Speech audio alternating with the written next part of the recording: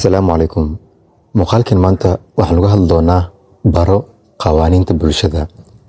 Muuqaalkan asigoo qoraal ah waxaan ka soo xigtay barta TikTok wiilka ugu qoran yahay Maxamed Cabdisamed.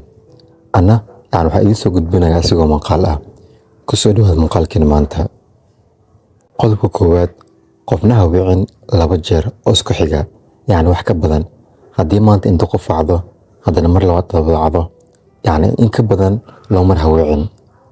Haddii ka qaban waayaan, laga yaabaa inay hayaan hawl ka muhiimsan hawshaada.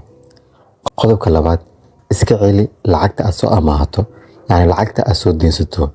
Intaan qofkii lahaa uusan ku soo weydiisan ama uusan ku soo wicin. Waxay kor u qaadaysaa shakhsiyadaada.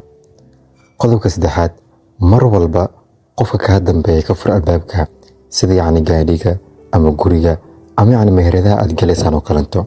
Waxay caddaynaysaa dhaqankaaga wanaagsan.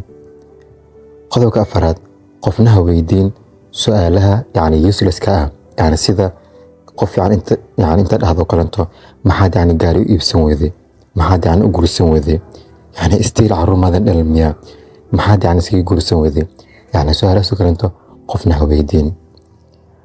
Sidoo kalanto markuu qof sawir kaa tuso taleefankiisa ama aad ku hadlayso, kaliya sawir lagu tuso ku eko ama hawshaas ku eko. Dadka qaar waxaa jira markii taleefanka loo dhiibo taleefanka sii barbaaraya, tafsiiraadka sii raadinaya. Taasina waa ceeb. Qodobka lixaad, ixtiraam dadka fikradooda. Waayo wax adiga kula muuqda lambarka 6 ayaa qof kale ula muuqda lambarka 9.